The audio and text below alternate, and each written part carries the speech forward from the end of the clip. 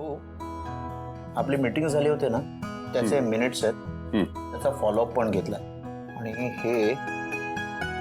बघा हे एक प्रेझेंटेशन बनवलंय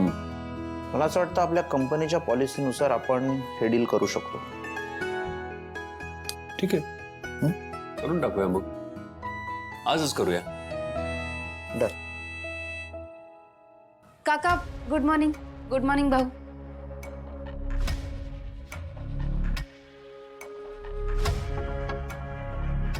आई इथे काय करतोय मीच त्याला मदतीला घेऊन आली आहे हे बघ कीर्ती त्याला त्याची कामं असतील आणि असंही कंपनीच्या कुठल्याही मीटिंग्समध्ये किंवा कुठल्याही अशा मॅनेजमेंटच्या गोष्टींमध्ये त्याने सहभागी व्हायचं नाही हे त्याला स्ट्रिक्टली सांगितलेलं आहे सुहास तू भाऊ प्लीज समजून घ्या काय आहे ना मला कंपनीतल्या काही गोष्टी माहीत नाही आहेत ना अजून आणि सुहासला माहिती आहेत कारण याआधी तो हे काम करत होता ना म्हणून म्हटलं तो आला तर मला बरं पडेल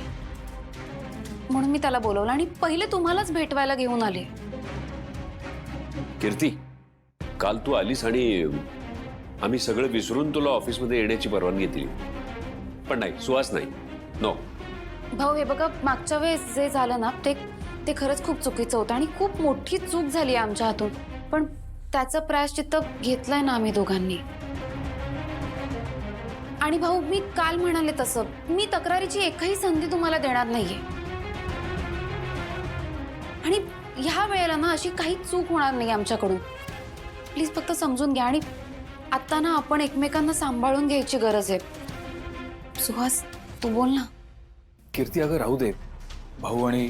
काकांची इच्छा नाही तर मी इथे येणं खरंच चुकीचं आहे मी जातो हे बघ ऐक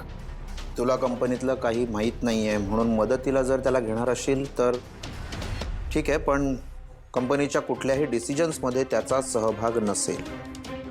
स्ट्रिक्टली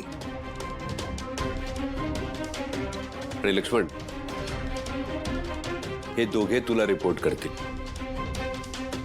क्लिअर चल आपल्याला मीटिंग्स आहेत हो घ्या त्या फाईल्स